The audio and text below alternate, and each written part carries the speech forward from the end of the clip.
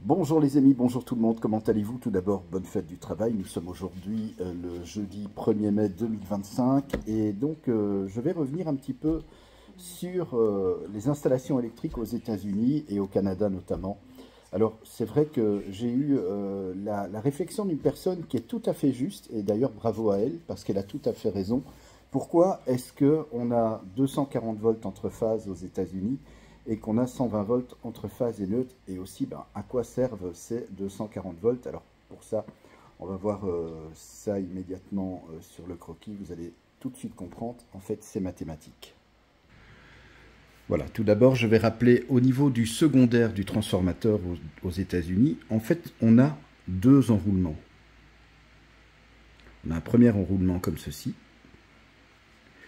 et on a un second enroulement ici qui est exactement le même, c'est pareil.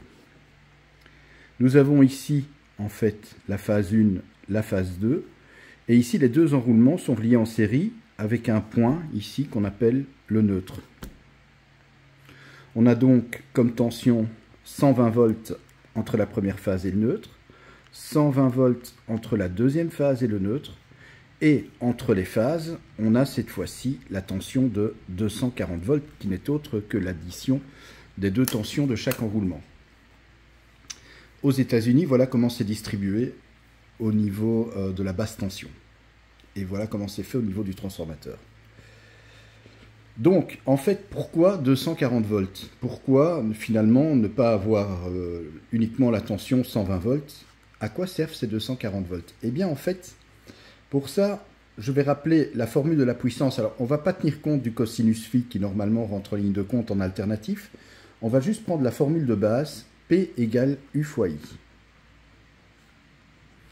Donc, la puissance, je le rappelle, est égale à la tension multipliée par le courant. Si j'ai une puissance de 2000 watts, que j'ai une tension, cette fois-ci, de 120 volts, avec 120 volts, le calcul est simple. Le courant, pour calculer le courant, c'est facile. Vous faites une transformation de formule, I égale P sur U. Donc 2000 divisé par 120, ça fait, en arrondissant, 16,7 ampères. Donc on a un courant pour 2000 watts en 120 volts de 16,7 ampères. Si maintenant, pour la même puissance, 2000 watts, je prends cette fois-ci les 240 volts, et bien à ce moment-là, I égale P sur U, ce qui va nous donner un courant de 8,33 ampères, ce qui équivaut à la moitié. Et c'est logique, c'est mathématique. Donc, ce qu'on peut déjà en conclure, c'est que plus la tension augmente, et plus le courant diminue. C'est intéressant ça pour la section des câbles. Eh bien oui, effectivement, les 240 volts entre phases aux États-Unis sont utilisés dans l'installation électrique pour alimenter tous les appareils qui consomment. J'appelle les appareils qui consomment un lave-linge, un sèche-linge, un four, une plaque de cuisson, un lave-vaisselle.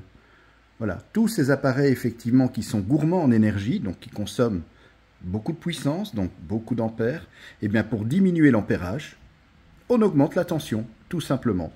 Donc aux États-Unis, vous ne verrez jamais un four ou une plaque de cuisson alimentée en 120 volts. Parce que ça voudrait dire qu'à ce moment-là, il faut augmenter la section des câbles. Les câbles, ça coûte cher aussi. Et ça prend de la place. Donc on augmente la tension pour diminuer cette section, tout simplement. Je vais vous prendre encore un autre exemple. Dans votre voiture, alors je ne parle pas d'une voiture électrique, on va parler vraiment de la batterie basique, la batterie qui alimente votre voiture, d'une voiture thermique, que ce soit diesel ou essence. Vous pouvez remarquer que la section des câbles à la batterie elles sont élevées, ce sont des grosses sections. À votre avis, pourquoi? Pensez simplement à ce que je viens de dire ici, dans mon développement. La batterie, c'est 12 volts, c'est-à-dire une tension très basse. Ça veut dire que le courant, lui, sera très haut. Si la tension est basse, en fait, le courant va être plus haut pour une puissance donnée. Plus on augmente la tension, et plus le courant diminuera.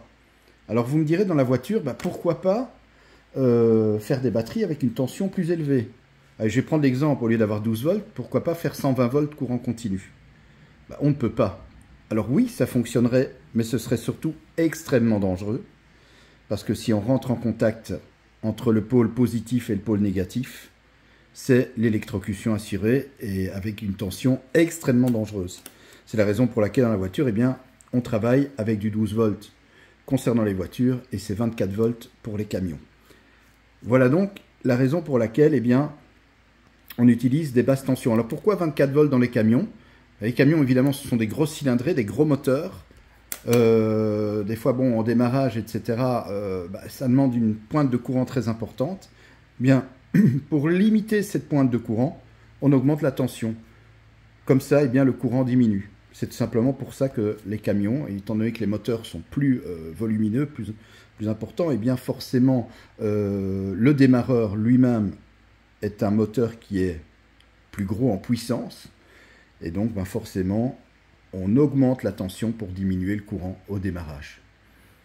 Voilà, voilà l'explication. Donc à retenir, et c'est mathématique tout simplement, par rapport à la formule P égale U fois I, eh bien, plus la tension diminue, plus le courant augmente. Et à l'inverse, plus la tension augmente et plus le courant diminue. C'est aussi la raison pour laquelle, souvenez-vous, ici récemment, j'ai parlé des lignes haute tension, la dernière étant sur les lignes courant continu. Eh bien, si on transporte l'énergie électrique sous haute et très haute tension, c'est parce que ça limite les pertes. Et ça limite les pertes parce que le courant qui circule dans la ligne est, je vais dire, nettement plus faible que si on avait des tensions moins importantes. Voilà. Ça diminue les sections, ça permet d'avoir moins de pertes en ligne et ça permet d'acheminer l'électricité sur de plus grandes distances en diminuant bien sûr les pertes. Donc voilà l'explication tout simplement, donc bien vu à cette personne. Effectivement, ces 240 volts aux États-Unis sont prévus entre phases pour alimenter les appareils énergivores, donc qui consomment beaucoup de courant pour diminuer justement ce courant. Et comme on diminue le courant, on diminue par conséquent également la section des câbles.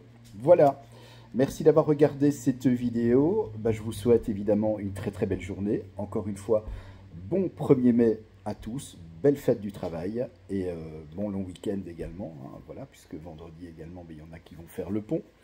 Et voilà, je vous souhaite le meilleur. Merci de l'intérêt que vous portez à la chaîne Fabelec, évidemment. Merci pour vos nombreux messages. Merci pour vos abonnements. Je vous embrasse. Et je vous dis à très vite pour une nouvelle vidéo en électricité.